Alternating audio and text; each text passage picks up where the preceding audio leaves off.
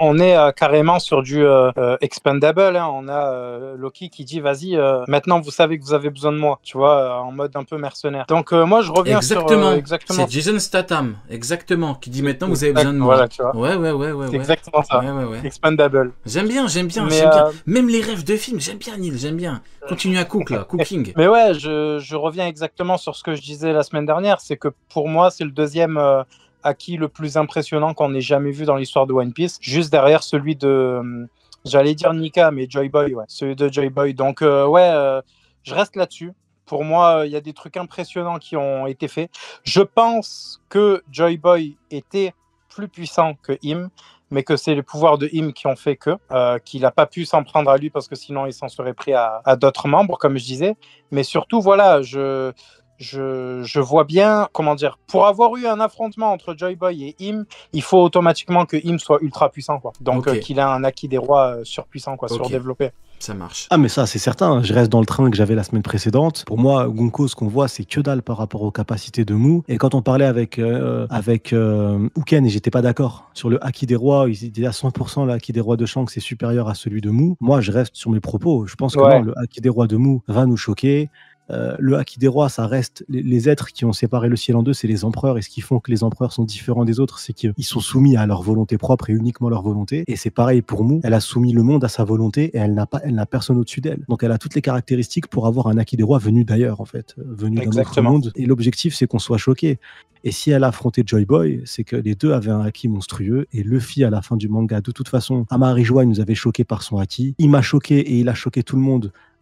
Il a même choqué Kaido avec son Haki des rois sur le toit d'Onigashima quand il s'est pop en Joy Boy. Le Luffy qu'on verra quand il affrontera Mou à 200%, pas le ciel qui vont se séparer en deux là, ça va être un bordel. mais non, pour moi, il y a la terre qui va péter. Je te jure, un séisme le match. Grave. Mais après, pour moi, c'est Mou qui a le Haki des rois le plus puissant du verse actuellement dans le monde actuel vivant. Ouais, c'est ça. Ouais. Qui agit encore. D'accord, je suis d'accord. Ce que je comprends pas. Après, bon, Uken, il avait donné ses arguments, mais pour moi, Shanks, ça reste un Yonko. Au-dessus de Shanks, comme le disait Rio la dernière fois, il y a le roi des pirates. Au-dessus du roi des pirates, il y a tout ce qui est Joy Boy, Nika, Im, etc.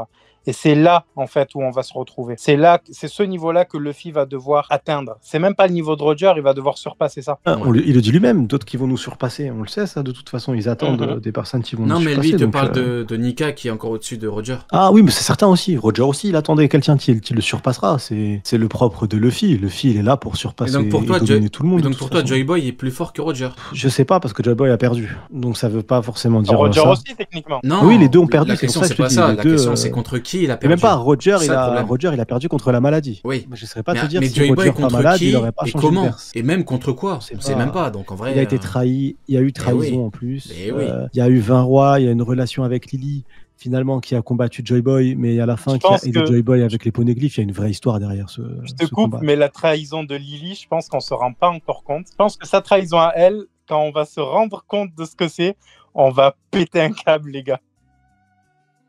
Je pense qu'elle a fait la plus grande dinguerie de l'histoire de One Piece. Parce qu'elle a trahi Im, elle faisait partie des 20 rois à la base. Et au final, c'est à cause d'elle, ou grâce à elle, que les poneglyphes ont été diffusés.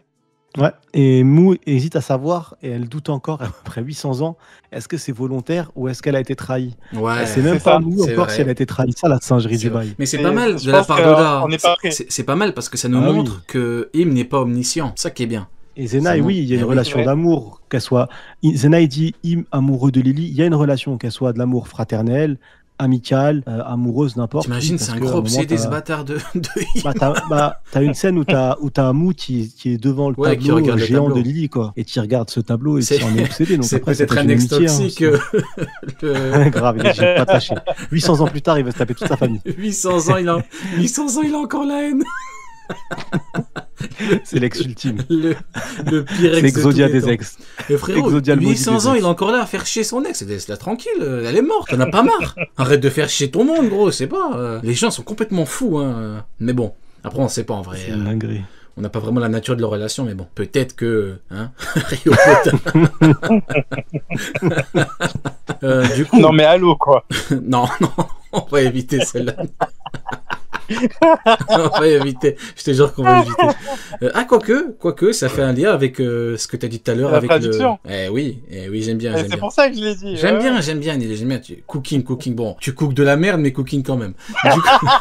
Du coup, on en est. Ouais, bon, voilà pour le. Ça reste de la cuisine. Exactement. Voilà. Ouais, ça reste de la cuisine. Bon, on va appeler ça comme ça. Bah, avant-dernier sujet, du coup, bon, c'est un peu un moment drôle avec Gaban. Il y a deux trucs intéressants. Déjà, quand Luffy apprend qu'il était dans l'équipage de Roger, déjà Luffy il pète un câble, il dit quoi? Ce vieux appartenait à l'équipage du roi des pirates, mais alors c'est un ami de Roger et Rayleigh, et t'as même Zoro, tu te rappelles, tout à l'heure Neil, on parlait du fait que Zoro, devant Gaban, il s'était chié dessus, et qu'il avait rempli son froc. Encore aujourd'hui, on a plein qui me disent non, il a pas rempli son froc et tout, les mecs, Zoro je le connais depuis, tu vois, j'ai énormément de respect pour Zoro, mais quand un mec remplit son froc, il faut dire que ce mec a rempli son froc. Et il a rempli son froc. Et là, il comprend. Il dit alors, c'était un grand pirate. C'est vrai que je l'ai trouvé fort. Du coup, il doit aussi connaître Shanks. Bon, après, c'est le fait qu'il continue. Ça, c'est le premier élément. Déjà, quand ils se rendent compte qu'en fait, le mec, c'est pas n'importe qui. D'ailleurs, c'est fou que, en vrai, ils ont même pas cherché à savoir plus. Ils étaient tellement obsédés par Loki. Ils ont croisé un mec d'un niveau de malade mental. Ça fait longtemps qu'ils ont pas croisé un mec, comme ça. Qui sort de nulle part. Ils en avaient rien à foutre. Luffy et Zoro, c'est vraiment le duo de cons. C'est formidable. Ils ont même pas cherché à lui poser des questions. C'est deux Golemons suprêmes. C'est vraiment les deux Golemons, nos deux Golemons préférés. Et après, t'as, qui dit, en termes de puissance, c'était probablement le numéro 3 de l'équipage. Et t'as Gaban qui dit le numéro 2. Qu'est-ce que t'en penses un peu, Sonny, de ce petit moment? Bah, c'est drôle.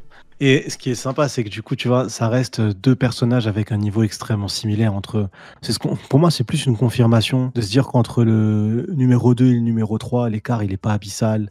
L'écart, il est tellement mineur que tu peux dire qu'ils ont un niveau équivalent, en fait. Et la preuve en est, il est là à dire, je suis le numéro 2 et il en joue. Donc, oui, exact. Mais ce que tu dis, c'est du pareil au même. Ce que tu dis, c'est intéressant. Tu dis un truc très très intéressant. Tu dis, en termes de puissance globale, c'est tellement proche qu'on parle de niveau équivalent. Le problème, c'est que si pour vous, Rayleigh et Gaban ont des niveaux différents, alors dans ce cas-là, chaque personnage de One Piece a un niveau différent. On peut plus regrouper les personnages. Si des mecs aussi proches, tu vois ce que je veux dire ou pas? Non mais c'est important, il faut le dire. Oui. Si pour vous... mais c'est comme les Golemons qui nous disent « Oui, il n'y a pas de niveau Shishibukai, il n'y a pas de niveau Yonko. » Et ferme ta gueule. Le niveau Shishibukai, en vrai, il est controversé, tu vois. Parce que le problème, c'est que les gens, ils te disent « Ouais, mais lui... » Ah, mais le problème, c'est qu'en fait, ce qu'ils comprennent pas, c'est que c'est un terme qui est utilisé pour regrouper des persos pour que ce soit plus simple. C'est ça. Évidemment que dans One Piece, il y a jamais, Luffy n'a jamais dit à Doflamingo, toi t'as le niveau Shishibukai, évidemment. Évidemment, mais ça on le sait, ça c'est sûr, mais c'est pour nous. Ah, attends, parce qu'il y a eu ce ne sont que de simples corsaires. C'est vrai,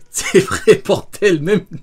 Ouais, c'est vrai, c'est vrai. Mais en gros, ça n'a jamais vraiment dit que ce mec-là a ce niveau. Mais c'est un truc pour que nous, vu qu'on fait des discussions, et parfois des discussions très longues comme ce soir, pour que ce soit plus simple et compréhensible pour tout le monde. Mais on en revient au truc de, évidemment, c'est après, si tu me dis que ces mecs-là n'ont pas le même niveau, Rayleigh, Gaban, bah dans ce cas-là, les niveaux n'existent pas et ça sert à rien d'en parler. Et quand on a des discussions parfois longues, c'est qu'on donne des valeurs. Qu'est-ce qu'on fait? Que oui, évidemment, après, il y a des trucs qu'il faut comprendre. Après, il y en a qui font semblant de pas comprendre. C'est pas. Moi, ce qui me fume de rire, c'est. Alors, pas dans cette scène, parce que vous allez me dire, t'as rigolé.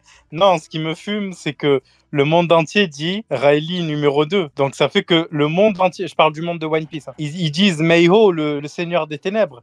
C'est-à-dire que pour eux, Gaban, il compte pas comme numéro 2, tu vois.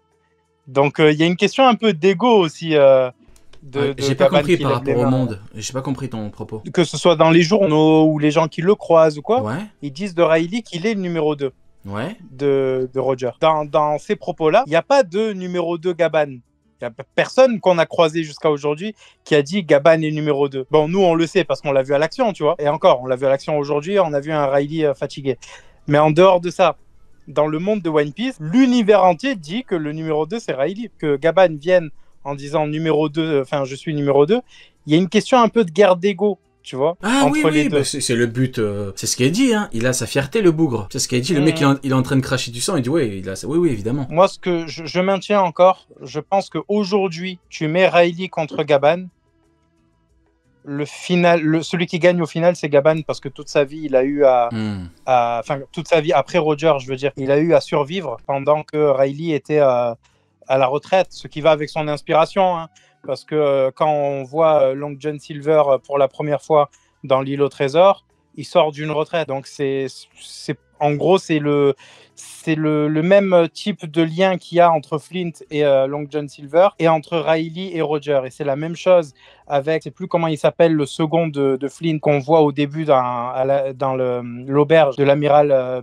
Benbow, je crois. Attends, on voit toutes les rêves que tu peux là. Incroyable. Vas-y, non, continue. c'est la même rêve. Ok, c'est la même rêve. ouais. C'est l'île au trésor. L'équipage de Roger est basé sur celui de Flint. Mais ce que tu dis, c'est intéressant. Quand tu dis que actuellement, il est plus fort. Et bah peut-être qu'Oda est en train de nous douiller avec une scène qui, au premier abord, est humoristique. C'est même une scène qui est humoristique. Sauf que, après, peut-être, je sais pas, numéro 2, parce qu'actuellement, il est plus fort que Rayleigh. Maintenant, oui, okay, pour moi, le niveau, si on devait donner des valeurs, c'est tellement proche que tu mettes Gaban ou que tu mettes Rayleigh, ça change rien. C'est extrêmement proche. T'as pas tort dans la mesure où Rayleigh, pendant 20 ans, il buvait, il jouait au jeu. Alors que Gaban, il était plus apte à combattre. Il était en terrain, entre guillemets, Elbaf, c'est pas l'archipel. Ah, mais il faut voir les profils des deux, frère. Il y en a un, il est marié, un enfant, l'autre, frérot, il est marié et libertin, frère. T'arrêtes. Non, mais c'est frérot, ça fait deux fois que je te reprends avec Rayleigh. La dernière fois, t'as dit que c'était un putain de pickpocket de Châtelet. Et là, tu me dis, arrête, Neil, quand même, respecte. Arrête de nous faire chier, c'est un truc de fou. Bon, écoute, sur ces quelques mots, voilà, chacun aura son avis là-dessus. Si vous pensez que Gaban est un peu de surprise, ça change tellement rien qu'en vrai. Tellement proche qu'on s'en fout, quoi. Ouais, c'est ça. Et d'ailleurs, ce que Gaban a fait dans l'arc, Rayleigh pourrait très bien le faire. Passer au dernier sujet, c'est du coup le retour. Haki des rois. Non, le Haki des rois, on en a parlé. T'en as pas. Ouais, mais c'est corrélé au retour de Détroit aussi, tu vois. Oui, tout à fait. Vas-y, tu peux introduire avec le la sujet. phrase c'est bon, Chopper, j'ai compris. Il y a Chopper qui commence à expliquer et qui dit du coup dans la version officielle, les enfants ont été pris en otage et une poignée d'ennemis ont réussi à nous tenir en échec. Pendant ce temps, des monstres énormes se sont mis à semer le chaos un peu partout. Et on sait que du coup, Luffy, il l'a appris en affrontant Katakuri, il est capable de ressentir ce que pensent les gens, ce que ressentent les gens, la vraie intention. Et à travers ce Haki des rois, quand il dit c'est bon Chopper, j'ai compris, c'est parce qu'il a senti la malveillance dans ce Haki des rois. Il a senti le côté sale de ce Haki des rois. Et c'est pour ça que tu as la réaction de Zoro et Sanji. Surtout Zoro, elle est incroyable, sa réaction au Haki des rois. Tu le vois, tu vois sa tête. Non, Zoro, regarde en haut à gauche. Luffy, quand il dit c'est Chopper qui tombe, c'est incroyable ça aussi. Ah oui. Mais là je parlais de la case avec... Je suis trop en avance, parce que moi je suis allé tout en bas. De toute façon, c'est le dernier sujet. Ouais, vas-y. Ouais. En haut à gauche de la case où tu vois Zoro réagir à ce Haki des rois, c'est parce que la nature de ce Haki des rois, il est dégueulasse. Et c'est pour ça que le c'est bon de Chopper, j'ai compris, il a compris du coup les intentions dégueulasses qui se passaient en haut et il a capté que la situation, elle était grave. Mais pour moi, c'est à travers le ressenti de ce Haki des rois et c'est une bonne transition avec le Haki de l'observation de Luffy qui potentiellement a évolué. Est-ce que c'est lié à la voie de toute chose ou pas? Parce que oui.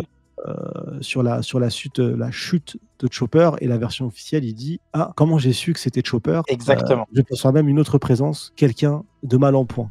Donc lui-même, il se pose la question en mode, mais comment j'ai réussi à capter que c'était Chopper?